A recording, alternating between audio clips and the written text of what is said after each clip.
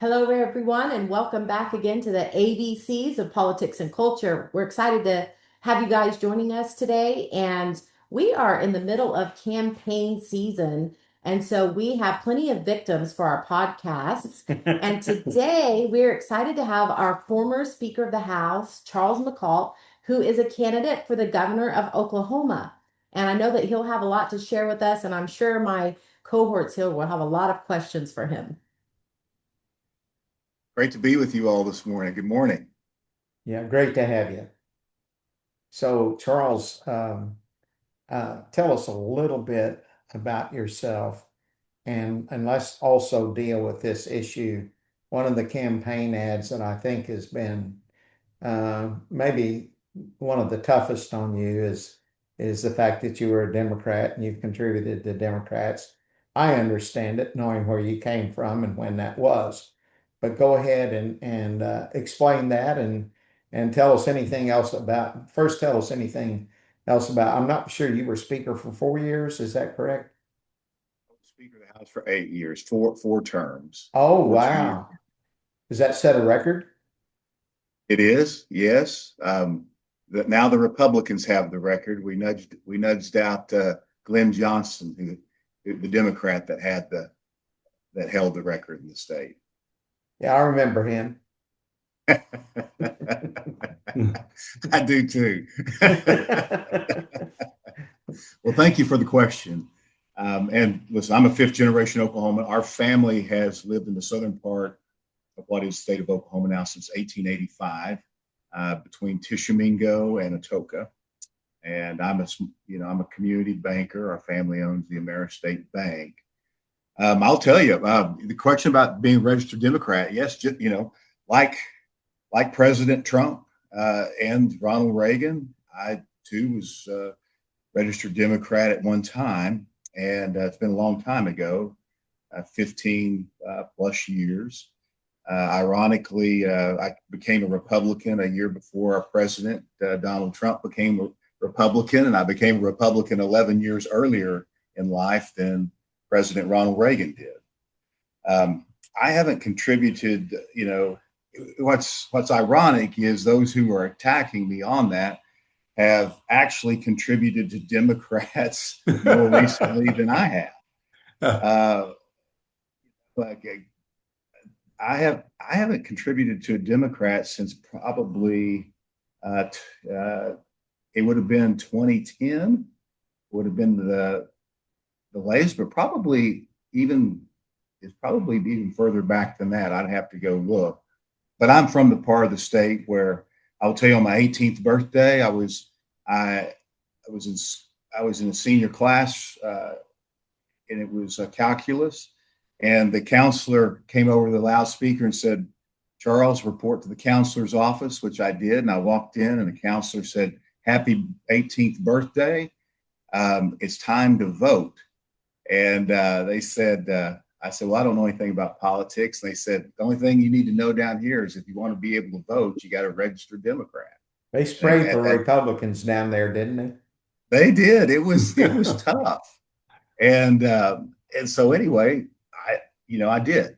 And nobody really ran on the Republican ticket down that time. But over time and my college experience, I was part of college Republicans, and ultimately wasn't really interested in politics early on. And so but along the way, I had some people from the Democratic Party try to recruit me to run, and I just said no, I appreciate it, but that's just my beliefs just don't line up with the party, and that's when I made the decision to get my registration changed. My wife Stephanie grew up in she's from Grady County. She's from Chickasha, and she's been a lifelong Republican. Only way she's ever been registered. But I to a great extent, I don't think you can be a Trump MAGA Republican unless you have kind of seen uh, the ugly side and the other side of the other party. So Mm. to me, it's not a it's it's not I don't think it's that relevant. I think what's relevant, what you won't hear, is how many Republicans, I have supported. They won't run that list because that list is super long. I built the largest supermajority in the House of Representatives in state history. Our supermajority as Republicans is higher than the best day that the Democrats had in our state's history. We got up to 82 seats out of 101. And more importantly, I led the Oklahoma legislature from the 16th most conservative to the second most conservative in the country. And so I think those are the things that prove out, your conservative values and what you are about.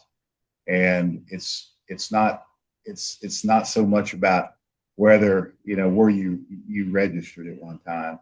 The other little slick campaign thing that this group has pointed out is I'm one of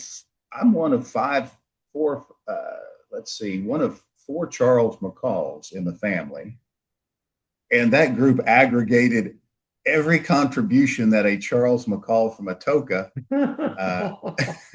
ever made. I'm getting credit for a lot of that list that it wasn't me. but that just is. I've been a conservative all my life. That's the way I run my bank. That's where I am this morning. I'm here at my bank office in Atoka. And being conservative, you prove it on your votes, and that's why CPAC has endorsed me, and I'm gonna lead conservatively. And if everybody has great rhetoric in these campaigns, but if you really want to know how somebody's going to lead, just look at the record. And those who don't have a record, you're just kind of taking them at their word. Yeah, I understand. So, when you came up to Logan County to that really large event we had, Aya here does such a good job of organizing those, and we have one tonight. But you came up that night, and I noticed that I don't know who OK2A is going to endorse in this, but they were very, very supportive of you because of legislation that was important to them that you made sure passed or something to that nature. Go ahead and talk about that, if you would, a little bit. Absolutely. And, our Second Amendment to our U.S. Constitution is so important. And why I think it's so important, first and foremost, is I think it's the one that protects and backstops all of our other freedoms. And so, it was important for me I'm an ardent supporter of our Second Amendment rights and work with OK2A, not just to defend them, but to restore them. Things like constitutional carry. We passed it twice while I was Speaker of the House. My first 2 years was the first time we passed it. Governor Fallon vetoed that piece of legislation.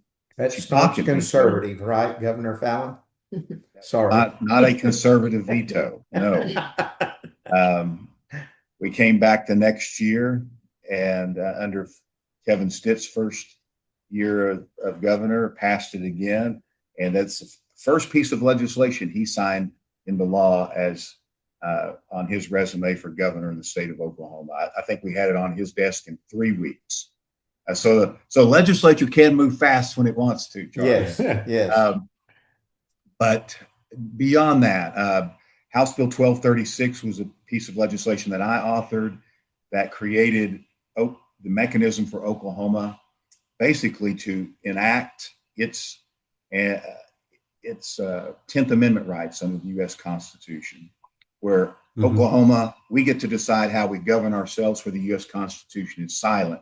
And then during the Biden administration, we actually utilized that to push back on federal overreach when it came to mask mandates, vaccine mandates, critical race theory being pushed down on us. But OK2A was instrumental in helping us not the House of Representatives has not been a problem passing conservative legislation. It's been the Oklahoma Senate, at least while I was in service. House Bill 1236 sailed through the House of Representatives and met with huge resistance with Senate leadership. They wouldn't hear it until OK2A came to the Capitol and put pressure on them. And once leadership put it up for a vote, it passed easily. We have that piece of legislation. But I also authored some other pieces of legislation for OK2A, and I have a perfect voting record with them, and that's why I'm A+ rated, lifetime rated with OK2A, and only roughly 4% of legislators that have ever served will receive that ranking. And at the national level, I'm A rated by the NRA. And so those are important validators to me, and that just kind of goes to the heart of what you talk about on a campaign. Will you actually get in there and do it? And proud to have delivered on that. And that's ultimately what these leadership's about. Mm-hmm. It's either do you get it done, you either get it done or you don't. There's really no other grade. All right. Yeah, I'm interested in what you can do for education in our state. This has been an ongoing concern, and I visited with Joy Hoffmeister way back when. And what I hear from the teachers, and I'm an educator as well, taught at Langston University for 11 years. The teachers say that one of the biggest problems is behavior in the classroom. These teachers can't teach when the children are bringing so many problems from home. And this is actually an area that we have not addressed. We've addressed a lot of areas, and there are different organizations that come in and train the teachers how to deal with the behavioral issues that we have in schools today. So many of our children are on medications, and we spoke with Joy Hoffmeister, we spoke with Ryan Walters, and it was just basically on deaf ears. And I think that that is one thing that can make a huge difference in our state if we teach the teachers how to handle the behavioral issues in the classroom so they actually can teach. And how willing are you to work with whomever our next superintendent would be to bring this aspect into our education system? Yeah, it's a great point and great question. And probably, the hardest thing for the legislature to legislate is parental involvement in their children's education. Yeah. And you show me, number one, a nuclear family that's stuck together, that's involved with their children's education. That's what I was blessed to have. And listen, I would not have done my homework and really tried extra hard if I didn't have my parents, every night saying, "Hey, where are your books? Where's your assignment? Where are you? Let me check your work." So true. What do you need help with? And so that is a real problem. But specifically to your question about the classroom, the learning environment. My wife Stephanie is a second grade teacher. She's former. She does not teach currently. But when I talked with Stephanie, and when I saw her teach, and even when I talk to teachers today, there's a couple of drivers that really influence how much progress you can make in that classroom with a student, and that is class sizes and behavioral issues.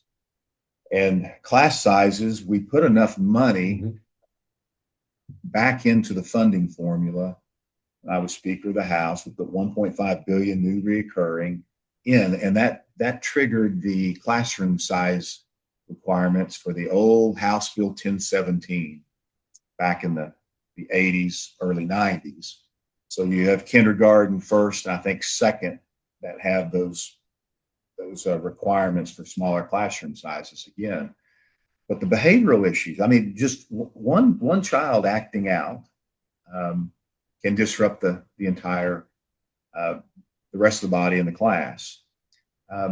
my frustration has been I don't see the administration backing these teachers up on the behavioral issues. Mm. They're not removing the child, putting them in a different learning environment, or counseling, calling the parents in to talk with them and say, hey, we need your help working with your child on these things, and you've got to help us, or here's what the consequences will be. A lot of the superintendents, the administrators, will say, well, Charles, we've got some federal regulation that we have to comply with the mainstreaming of children in the classroom, rather than educating children by where they are today, and grouping them together. But the thing that I think is very correctable in this situation is most of them will say, we don't want to, we're just concerned if we discipline a child, remove the child, put them in a different class, we're going to get sued. We're going to have parents or outside groups, left groups, that are going to come in and try to represent these parents and just sue us. And I'm just like, well, that's an easy. State law does allow corporal punishment, doesn't it? Yes, and we've had to defend that, Charlie. Yeah, because there have been bills brought by to the body. Democrats. Yeah, and I've seen a Republican who's been voted out of office actually carry a bill in the House to eliminate corporal punishment in schools. I voted against it. It failed. But you have to teach children discipline. And I will agree, there's, by a certain age, if you have not done that, you've lost them. Yeah. And that's in the early years. But listen, I got my backside warmed up a few times through sixth grade, and it helped me. And the school had a support system built in my house at home. My parents. I got the same treatment when I got home. If I got one at twice, double whammy. I got one at home. If I got 3 at school, I got 3 at home. That's fair, right? Pastor John Hagee, I've heard him say before, you warm up the gluteus maximus and it will activate the cerebral cortex. You'll get this stuff figured out really quick. He must have talked to my dad. He believed in that Board of Education, right? That's right.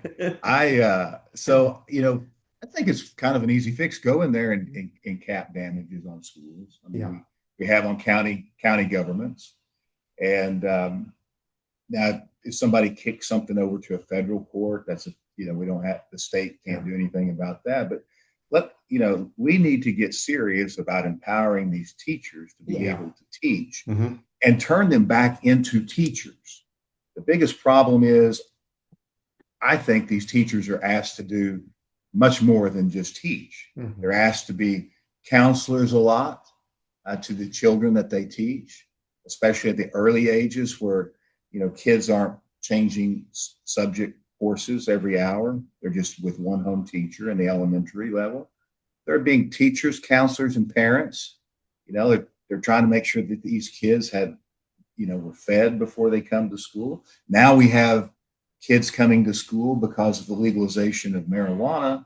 They're numb because they're not in a condition to learn.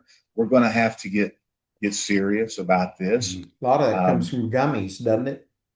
Yeah, for the kids. Yeah, it's one of the things, the brain. One of the things I learned during my time in the legislature, through the Department of Mental Health, the brain does not fully complete its development until age 26. So if you are around, there's lots of things that can keep your brain from fully developing and reaching your potential. And marijuana is one of those, alcohol is one of those, and there can be other drugs. So, we've got to I really think it's the executive branch of government that's got to focus on this education. I think the legislature has funded. I think the reforms, everything from universal school choice being passed in this state, So people get to pick where their children are educated, and they get to use their tax dollars the way they want them to, whether it's public, private, faith-based, charter, homeschool. Um, and I think that will help. But the governor of the state gets to pick all of the members of the state board of education. And I'm going to be looking for those that will, number one, I just first of all, these urban schools have got to get the political activism out of the school. Mhm. Get this woke agenda out of our public schools. Mhm. There's no place for that. Kids and their parents will help them figure out their politics. That's one of the But things that I actually like about Dr. James Taylor running for state superintendent. He understands that woke stuff better than anyone out there, I believe, and would oppose that. Of course, I know that's a different race, but I do want to ask a question about higher ed here. I think that Governor Stitt has done a really good job of putting people on the state Supreme Court. But when it comes to Board of Regents, I think he's absolutely been a disaster. And I can tell you, um, um, me personally, OPAC, other organizations have made recommendations to him, particularly about the OU Board of Regents. He's replaced every single person on that board, and some of them more than once. And we could point out to him by, like, for example, early on in his tenure, the black students at OU had a set-in down there, and they wanted a black person on the Board of Regents. We urged him to put Jonathan Small on. Jonathan Small understands what's going on at OU as well as anybody out there. And he chose a man from Ohio, which is probably a big donor to his campaign. And then Steve Fair, uh, who had graduated from Cameron University, needed someone from there. Steve Fair is an absolutely wonderful conservative. He chose someone else. And I'd like to know, what would you do? Because here's why this is so important. If you don't have people on that have an ideology rather than just a pocketbook, what's happening is we have these lousy liberal professors who are training up the next group of teachers who are indoctrinating our children, because our government schools have been, through the OEA, have been largely captivated. That's why the scholarship program, what is that? The parental rebate. I can't remember what it's called right now. That's why that is so important. That allows, and of course, the Democrats hate that. They say it right, takes money away from the government schools. It does, but if you care more about kids than you do about a school, you're empowering parents to direct the educational choice for their children. So, how would you make selections to the Board of Regents? well, great. It's a great question, and it's just something I have, and it's the key in changing culture. It really is. The So when it comes to the Board of Regents and the Regents for Higher Education, at that, the constitutional entity are the Regents for Higher Education, and that they set above all of the universities and colleges in the state. Right. The governor selects those people. Mhm. They are for a finite term, and I think they are 8-year terms, and I think one comes open every year, and so Can they be and then reappointed they can be after they reappointed. serve 8? Can they be Yeah. reappointed? Okay, go ahead. Yes, but they are appointed for a term certain. So the governor doesn't get to walk in at day one and just say, "Thank you, everybody, for your service. I'm Right. going a different direction." and change those boards over quickly. The university regents, I ran into Rick Nagel in Norman, not here That's the recently. one good one that Stead has put on. The one good one he's put on. Yeah, and I I'm was sorry. talking to Rick, uh, who was at OU at the same time I was. Okay. But Rick was telling me some of the challenges, and but his term is for 7 years, and he's still got 2 years left. But at the university level, you have the same dynamic. You don't get to change those boards quickly. It's a slow process. Unless you have a lot of resignations, which is Correct. kind of what has happened with Step, why he's been able to replace them all. Yes, and I think so. Here's two things here's two things. I will tell you what I did. The Speaker of the House, through the body of the House, there were some appointments that came from the House of Representatives. What I figured out later, after my first years in the Speaker's office, was I could get most of the latter appointments. Before I would make the appointment, I would ask for a letter of resignation to keep in hand from the person before I appointed them. And I would file that away. And if that person did not act in the best interest of the House of Representatives, then I'd have that resignation letter. I could send it over to the Secretary of State and appoint somebody new. It's pretty clever. I think that's one way you handle it. The other way, I think that you can bring more accountability. That now that the Regents for Higher Education that's a tougher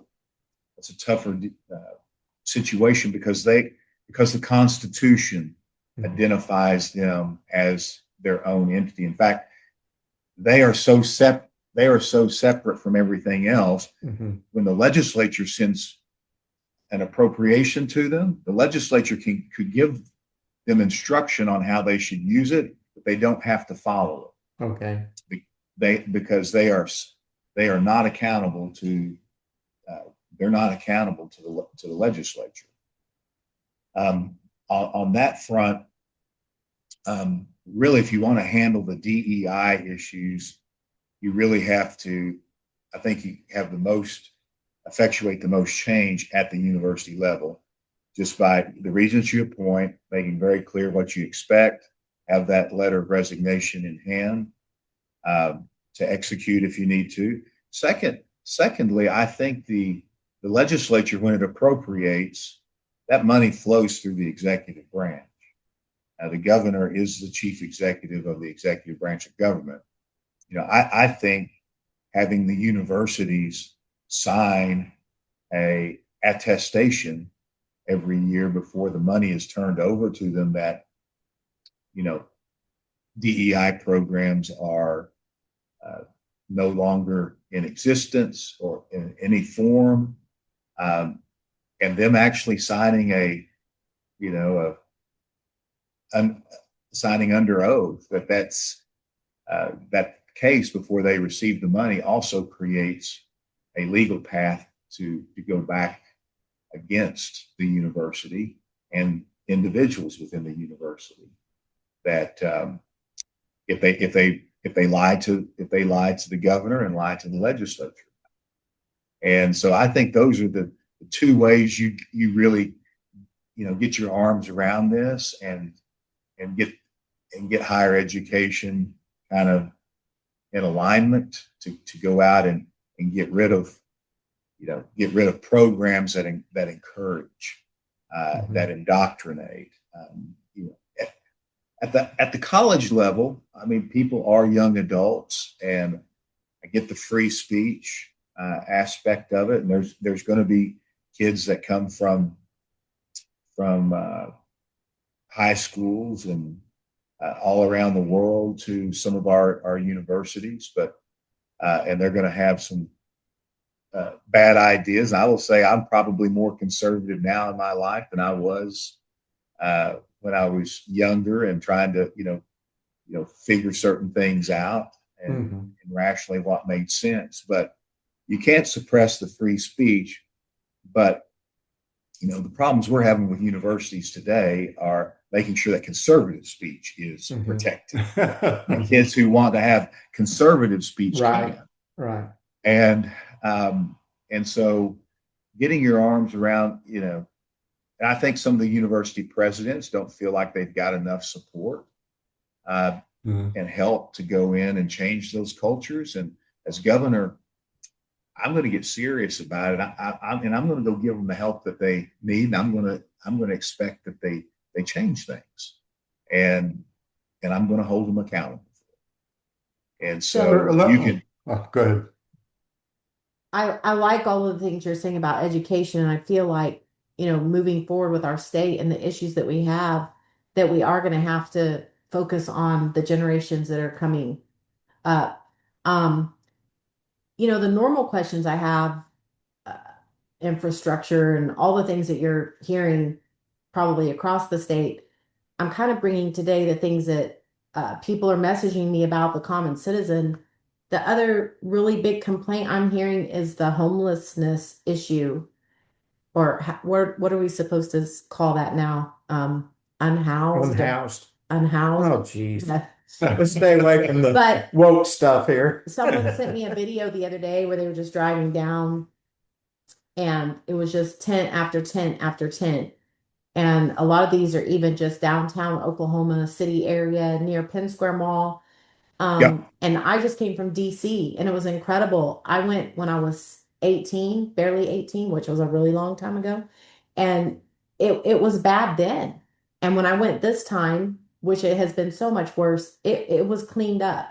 So I know that if DC can be cleaned up, anywhere can be cleaned up. And I didn't know if you've even thought about that at this point in the game. Yes, and it's you look at where there is a homelessness problem in Oklahoma City, Tulsa, Norman, just to name the top three. Those city councils they are welcoming it. They are passing ordinances that say, "Come here. We're gonna take care of you." First of all, I mean, as governor, I'll go in and help any city clean it up. But the expectation is they're going to have to be proactive in passing their own ordinances and regulation on it. You can't create a cesspool of a situation and then ask somebody else to come in and bail you out. I'm not, I don't like using taxpayers' money. It's the state's money. It's not the governor's money. It's the taxpayers' money. But you don't want to use the taxpayers' money to go in and clean up a situation only for it to perpetuate and continue. Mm-hmm. These cities are going to have to do their part in addressing it as well. But I think the biggest, and the rural parts of the state, I've been up to all 77 counties, the only gubernatorial candidate that's done that. The people outside the metros, what they're worried about on this is that the metros are just going to are going to take these people and drop them off, out into the rural parts of the state that certainly don't have the local economics to address it. Really, the best decision, the best thing that you can do on the homelessness, I think, and I don't want to sound insensitive. I mean, I'm a Christian, and those are important values to all of us here. So we have compassion for people, but we also need to not forget we have to speak the truth of the word as well. And I have actually stopped and talked to some of the folks near the Capitol that were homeless, and my heart breaks for them. But you talk with them a little while and you figure out it's mind warping, but they like it. I mean, I've had them tell me, listen, thank you for wanting to help me, but I choose this life. This is Yeah, this is the situation that is reality with some of them. it is. Not many And do. some Many of do. them you could put in a tiny house and they won't stay there, or they'll tear it up. They're choosing the life that they want. Really, the best answer I've run across so far is these people have a home. They do have a home.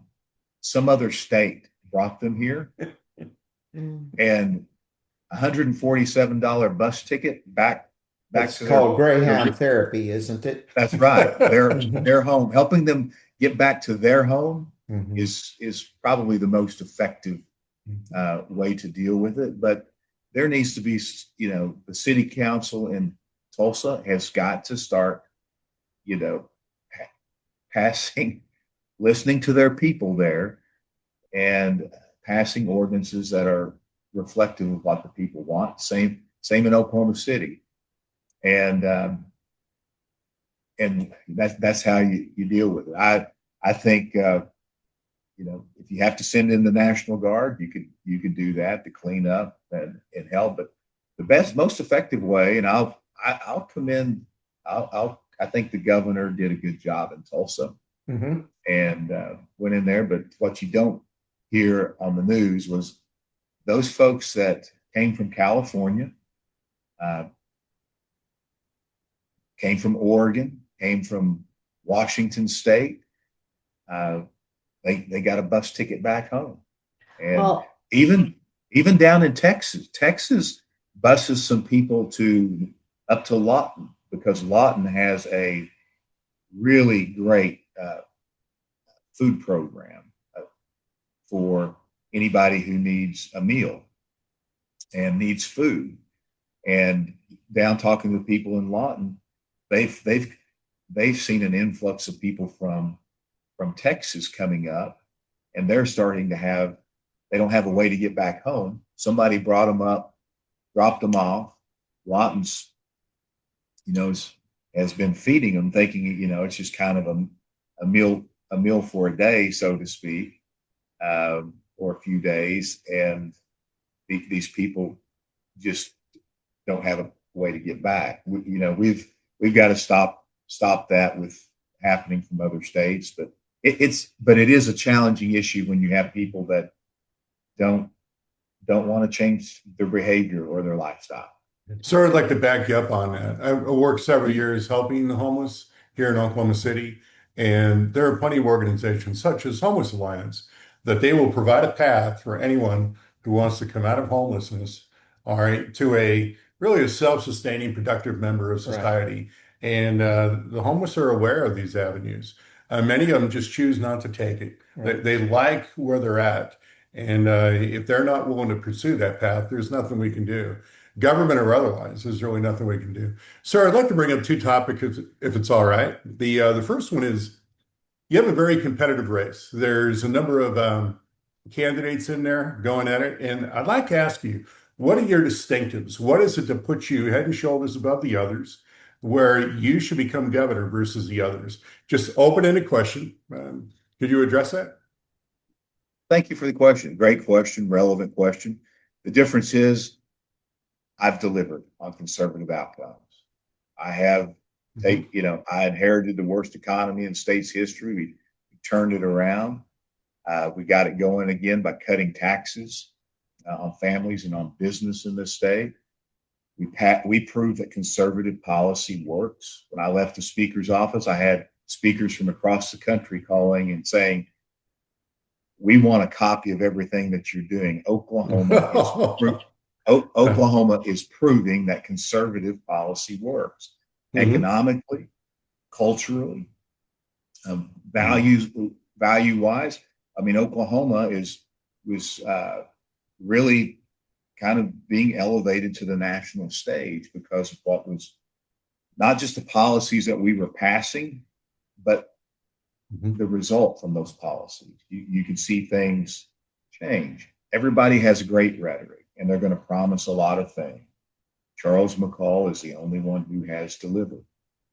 And I think that's what truly defines me and separates me from a field of other candidates, and who, I think, they're all Oklahomans, and I do think I'm the most conservative and the most effective conservative out there. And at the end Yeah. of the day, Mhm. people don't want, you either get it done or you don't. It's pass or fail.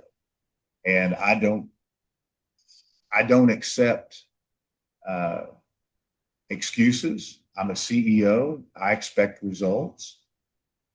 Public service is Mhm. not a title. It's about getting big things done for the people. And I'm the only candidate that has and will do it. And otherwise, the people's time in the state of Oklahoma is being wasted. Yeah, you mentioned results on conservative policies. And one of those policies you brought up right now is the idea of tax cuts. All right, which is appreciated. And you see people being sensitive to that. Can you name a couple others more specifically, like you just said, tax cuts? Well, specifically within the tax code or just other conservative policies? Other conservative policies. Sure. Well, outside of the tax Mhm. reforms we've done, and we went from the ranked number 40th in our tax code structure to, when I left Speaker's office, we were 18th best. We still got some work to do there, and that will really unlock our economic potential in the state.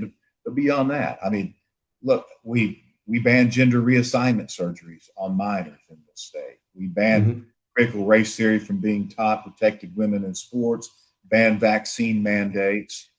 I mean, we kept government out of people's lives, and kept this a free state. Passed the toughest immigration law of any state in the country. Ended green energy subsidies. There's another candidate says they ended it. No, they didn't. In 2017, 2018, I shut it down as a piece of legislation that myself and Mike Schultz, the president pro tem of the Senate, ran, that ended this, shut down the subsidies for green energy in the state Mhm. of Oklahoma. The state's last payment is uh, is next year on the very last facility that got in before the program got shut down. Yeah, there were commitments made a certain period of time. We've had to honor those, which is good. Yeah. Sir, let me bring up the second topic. I had another topic in mind, and that is amongst Republican clubs, you might guess, kind of communicate back and forth a little bit through various forms of chat. There's a question that has come up on the distinctives on the Real ID, the whole idea of the Real ID Act versus the compliant Real ID and the non-compliant Real ID. And this last, I believe it was February, this last winter, all that data was given over to a third party, but it turns out to be the data from both forms of driver's licenses.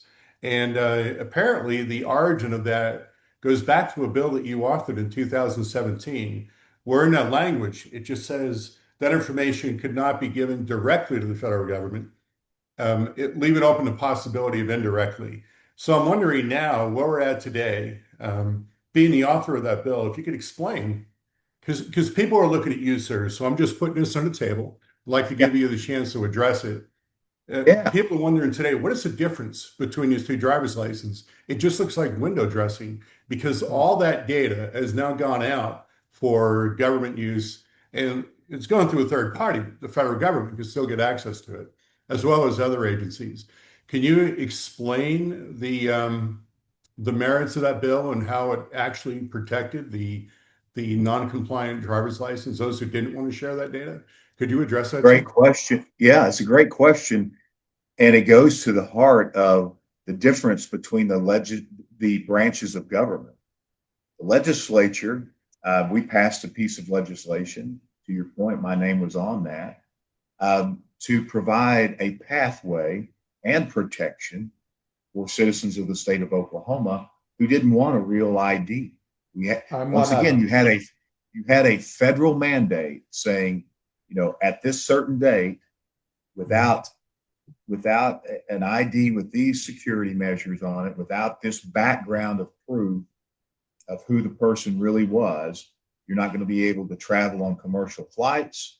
You're not going to be able to civilians working for Tinker Air Force Base and other military installations in our state will no longer be able to have access to those facilities. Um, we created a path that, if you don't want a real ID, you can still have a state compliant ID, and keep those segregated, and keep that information confidential. But this is where the three branches of government really show.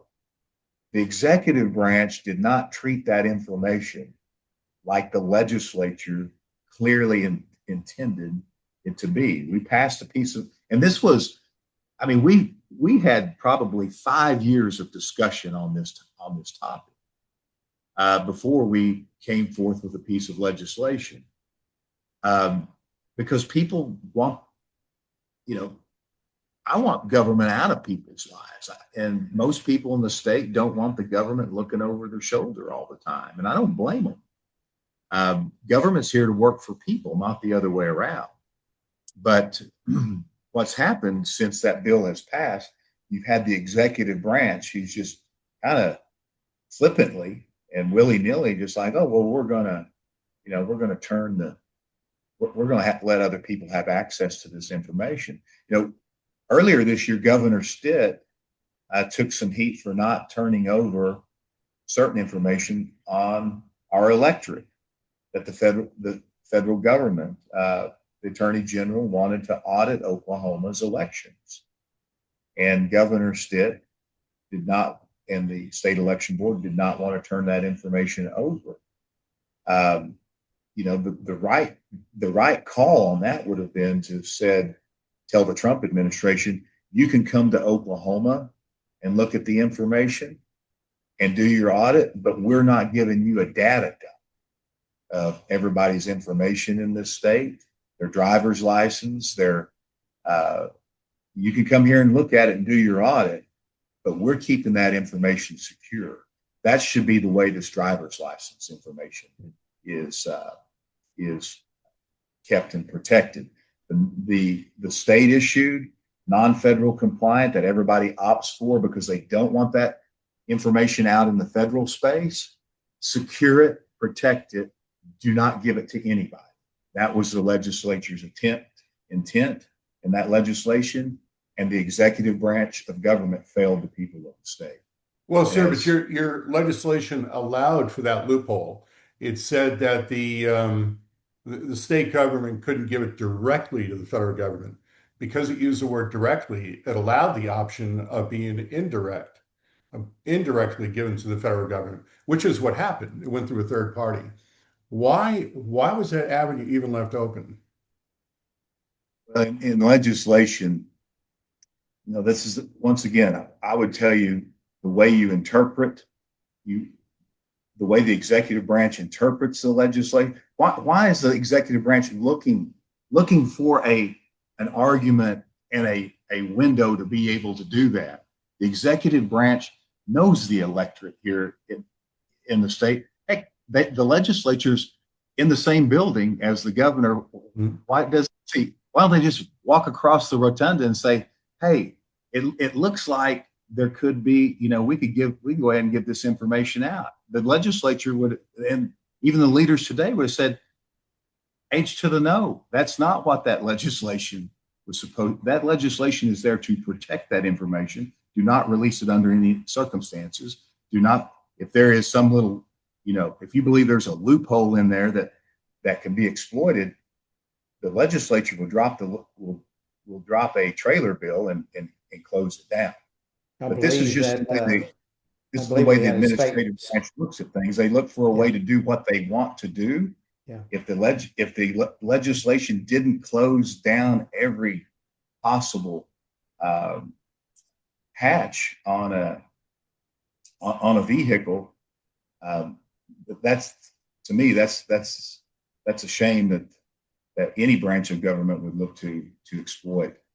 I think we had a state senator tried to correct that this year, and she was unsuccessful.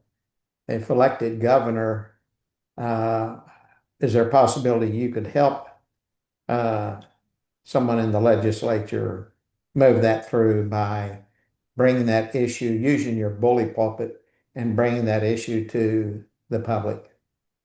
Yeah, yes. And today, even today, the governor could have issued an EO to the agency and said, "Don't turn it over," and then go to the legislature and say, "Hey, I need you to tighten this up.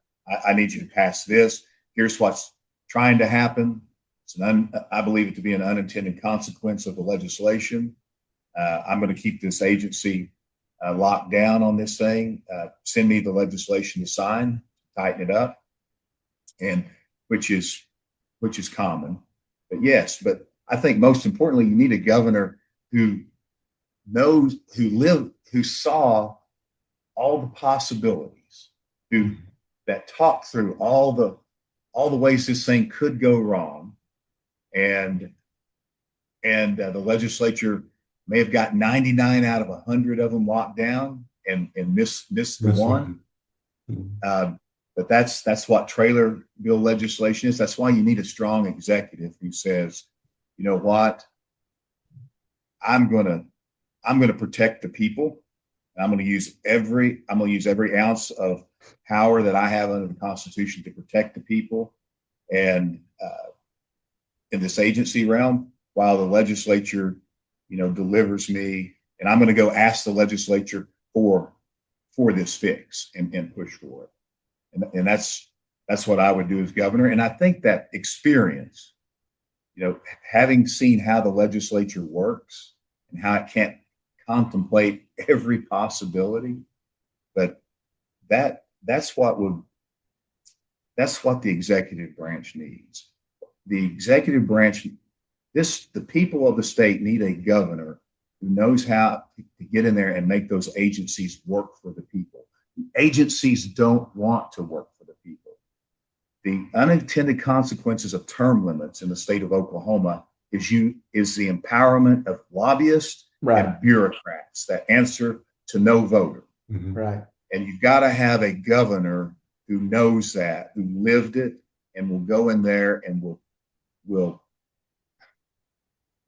start rolling heads if they have to make those agencies start protecting and working for the people of the state. In other words, get those resignation letters on file. Ma'am. And we did unclassify most of the state employees while I was Speaker of the House. So, I mean, you can go in and replace state employees who just, don't want to work, don't want to get with the program, get to the mission of working for the people of the state. I'm going to change this mentality of the executive branch. People are here to do it the way we want to do it. And we're going to fix that.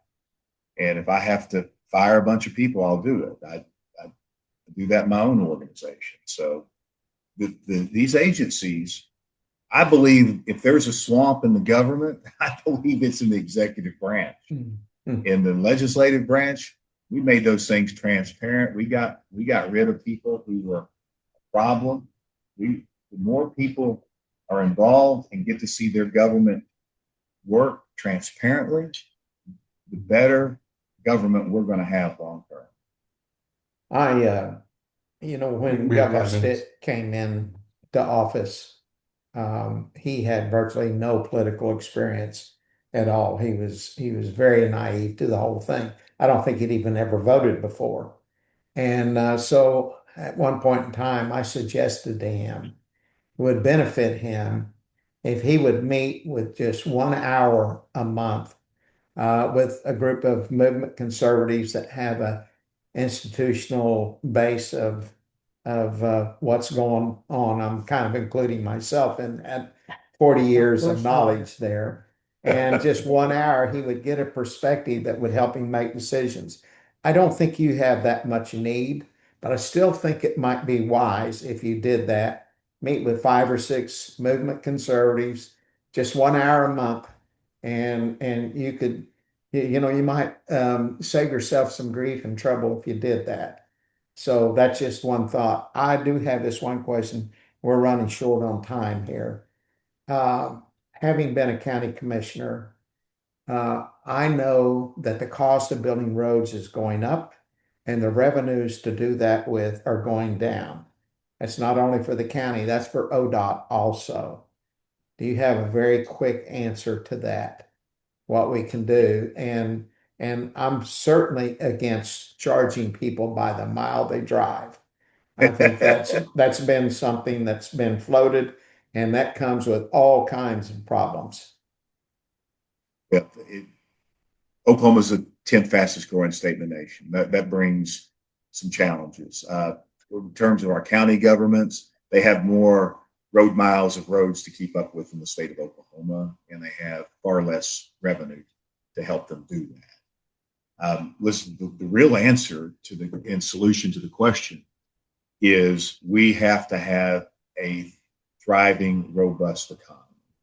The difference between my first term as Speaker of the House 2017, 2018, and going from the worst of times with no reserves to the very best of times, 5 billion in reserves with lower taxation on people of the state, was we got the economy roaring. Mhm. And listen, in 2017, the budget was roughly $6 billion. 2024, it's 18.2, Right. 18.3 billion. We're only appropriating 89% of our authority.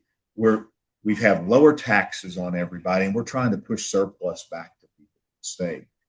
That's the situation we need again. That's what I'm going to do as governor. I'm going to supercharge this economy again.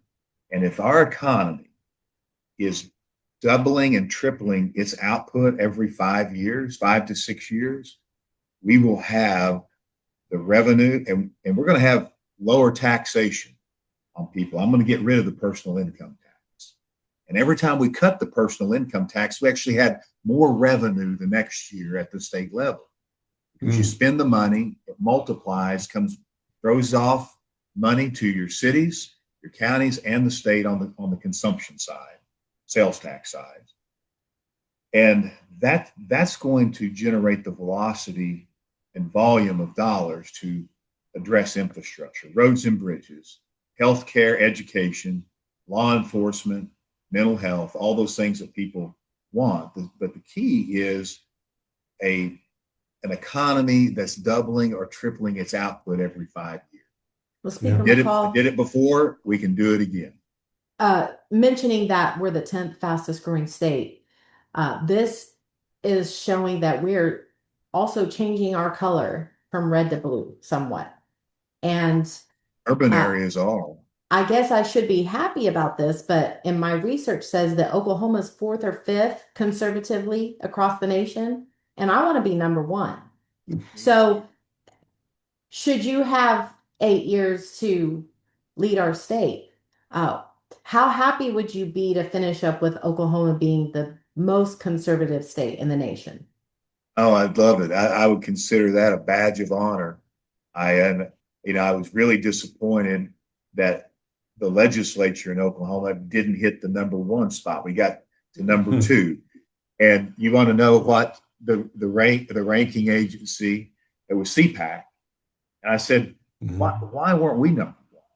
And they said, because West Virginia passed a tax cut that you guys didn't pass. I said, well, we passed it in the House. And they said, the Senate's got to pass it too. And that kind of, we're trying to fix that's that. what kept us from being number one that year. Yeah. But as governor, that's going to be my metric is going to be, we can have this great economic prosperity and we can stay conservative. We can stay a free state and we can stay a Christian valued and traditional valued state. That's our identity. And we are not going to sacrifice one iota under Governor McCall's administration. Close. Yeah.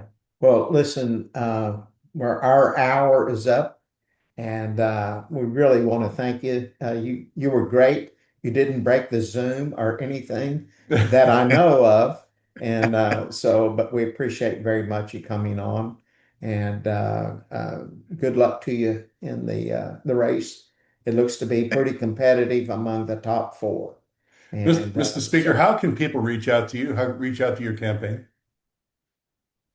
Campaign McCallforoklahoma.com is the website. And we have handles on all the social media as well. If you want to send an email, send it to info@McCallforoklahoma.com.